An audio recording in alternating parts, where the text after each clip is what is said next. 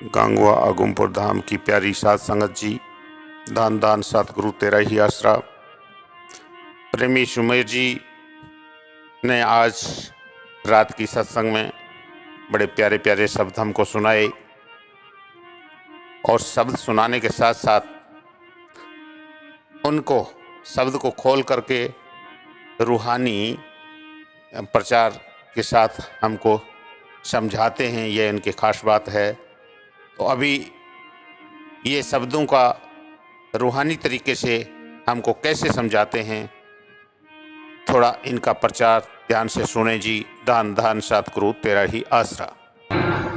जिस तरह किसान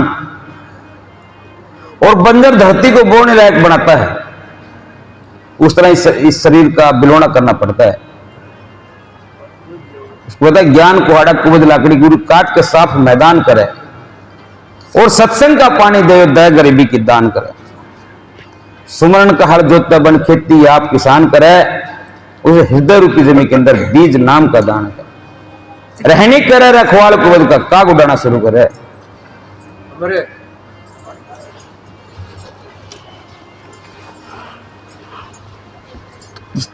किस तरह किया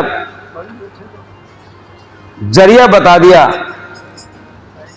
कि अंदर रमा रमा है तो कैसे देखना है।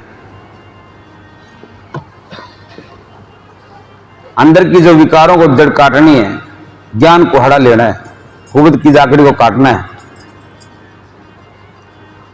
और के शब्द कहां वर्ग कि तीसरा शरीर बना कारण जहां प्योंद नाम खिलाते हैं और सब स्वरूपी पेड़े पे नूरी फल झुक जाते हैं। खाके आत्म हो परमात्मा सुनते हंस जगाते हैं और अनुभव की दो खोल कुआड़ी आंखों में रम जाते हैं। जुबा के ऊपर प्रगट होकर दंगल में गाना शुरू करे। पिंगल का ज्ञान नहीं है, दो शब्द जोड़े और ये मेरी वाणी का अर्थ बता। और परा का भेदी परम संत होते हैं, वो ही परा की वाणी बना सकता है जो जीव का अंतकरण साफ करे और इनामी धाम पहुंचा दे। कोई शरीर की बनावट की मेरा गुरु ऐसा है, उनकी आंखें ऐसी है, उसका नाक ऐसा है, ये तो नासवान शरीर है, तो डर जाएगा। गुरु तो एक शब्द होता है जो जिस मृतलोक से निकाल के आगे पहुंचाता है। वो कि जान सीन मुकरण कर लेते जब संत वतन को जाते हैं, इस बाडी से शब्द उसमें जाए समाते हैं। मान सरोवर में हंसा को नितुट स्नान करा, 13 शब्द में चाल चला हंसों की चाल चला।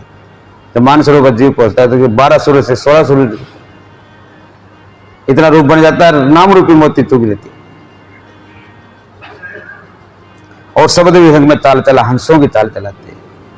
अगम अलग सतलोक में नामी को बीच बचाना शुरू करें कि वजर के पाठ खोल दे घटके। प्यारे सजनों, प्रेमी सुमेर जी ने कितना अच्छा अपने प्रचार में हमको बतलाया है कि एक परमार्थी जीव को कितना अपने आप को ढालना पड़ता है सांचे में, तब जाके वो रूहानियत के काबिल बनता है। और परम संत शशो मस्ताना जी के शब्द में जो जो बातें बताई हैं उनको कितना प्यार से खोला है और हम लोगों को कितना सरल तरीके से एक एक शब्द साफ तरीके से हमको समझाया है, जो काबिल तारीफ है। ऐसे ही सत्संग में शब्द के बाद अगर हम सब प्रेमी जो सुनते हैं उनको कुछ समझ में आ जाए तो ही शब्द का गाना सार्थक है। वरना कुछ पहुँचे हुए पुराने प्रेमी हैं, उनको तो शब्द समझ में आ जाता है, बाकी चीज़ें नए प्रेमी को जल्दी से समझ में नहीं आती।